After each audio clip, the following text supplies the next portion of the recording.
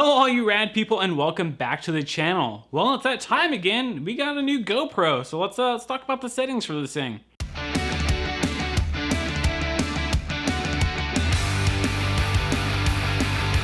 Well, alright, so pretty much, to be quite honest with you, it's the same settings that I've always been using with the Hero 8.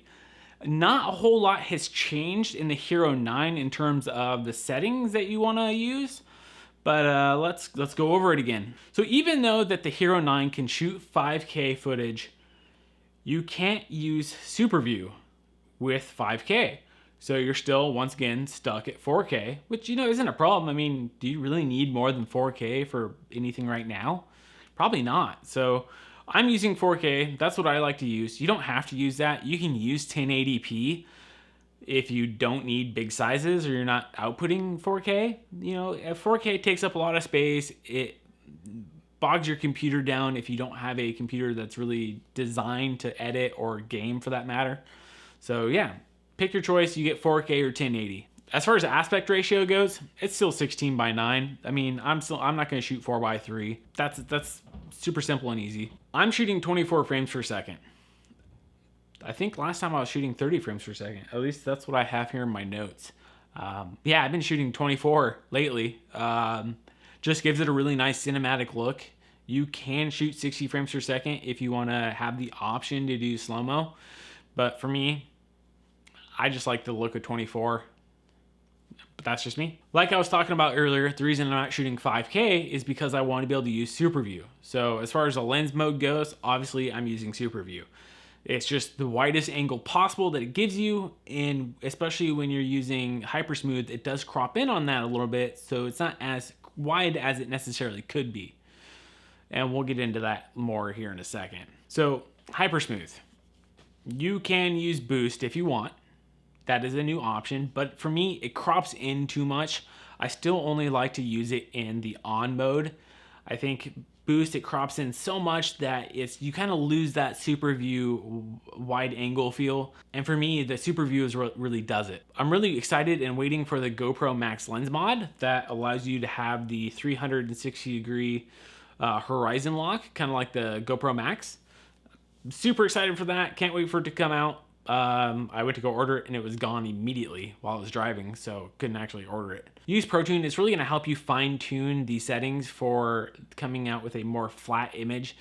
Definitely use Protune. As far as the bitrate goes, I run mine in the high setting. I can really notice the difference between the high and the normal. You do notice a lot more detail in the image and the video, so definitely run high if you can. So for shutter, honestly, I just run auto still. That hasn't changed.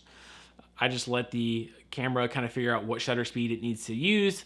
EV comp, I'm still rocking -1 on that. That way you can maintain your highlights a little bit better. And when you go in to edit your video, I'm always bringing it back up a little bit. If you're not editing your video in like an actual software suite, then maybe don't use -1.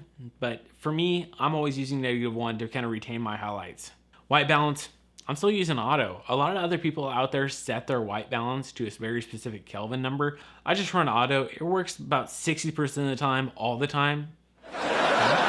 So yeah, I just run auto. That's the easiest thing to do. The last thing I want to do is set a Kelvin for one day and then come back to film the next day and it's not white balanced. I mean, we're not shooting raw images here, so you can't really adjust your white balance that easy. ISO minimum, I'm still just rocking 100. There's no point to set that anywhere higher. You want the cleanest image possible. ISO max, I'm still only rocking about ISO 1600 here. You can bring it down to 800, but keep in mind that if you're going to a place like Sky Park or any foresty area, you're going to need it to kind of kick up that ISO a bit, or else it's going to get too dark. But if you're out in the sunny daylight, leave it at 800, 1600. I'm still using 1600. Once again, I'm still using sharpness low. I want to be able to come back in and add that sharpness after the fact. But that's, like I said before, if you're going in and editing your video, you want to be able to have the flattest image possible that you can just have a blank canvas, and you want to be able to add into that. If you're just uploading straight to YouTube or Instagram, then set this to medium.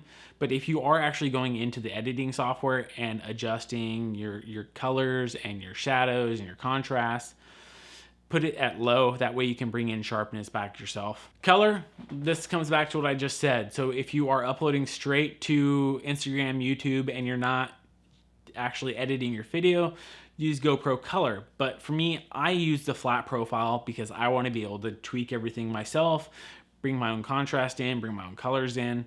That's really important for me. So I use flat. Raw audio, still using off. It's kind of a cool feature. I never really played around with it much. Trail Features did a really cool video on it, but I never found any use for it personally. Wind. This is very important. You want to set your camera to stereo. You do not want the camera to reduce the noise wind at all. And the reason for that is because you want these little guys on here or the foam cover that I used to use. I switched over to the mic over covers just because the black foam thing kept kind of like getting into the lens. I've had some videos where these are kind of getting in. I just need to give it a little haircut. But real quick, also something to pay attention to is on the Hero 9, you have more microphones than you did on the Hero 8, kind of. So on the Hero 9, you have the top microphone. You have the normal microphone that's just underneath the lens. You also have this special drain port over here that's helped to drain the water out of the microphone.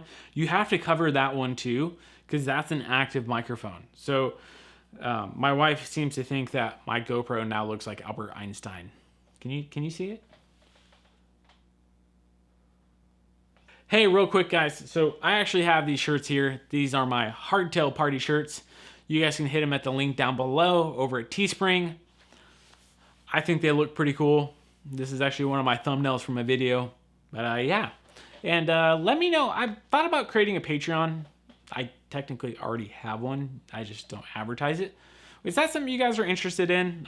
Maybe for a smaller community and also maybe early videos, something like that. I don't know. And stickers. I've got stickers. Yeah, so, well, like I mentioned earlier, I'm using the same settings as I did on the Hero 8. The Hero 9 does provide a lot more image quality in my opinion, so that is worth the upgrade for me. But I work in a camera store. I'm a tech nerd. I love technology, so for me to upgrade is kind of a no-brainer. If this video helped you out, make sure you hit that like button. Subscribe to the channel if you haven't already. It really boosts this channel tremendously when all of you rad people subscribe. And we're at 400 subscribers. Thank you so much to everyone who subscribed. It means a lot to me. Drop a comment down below if you have any questions or if you have any particular settings that you like to use. Yeah, this is MTB Rad Dad signing off, and I'll see you next time.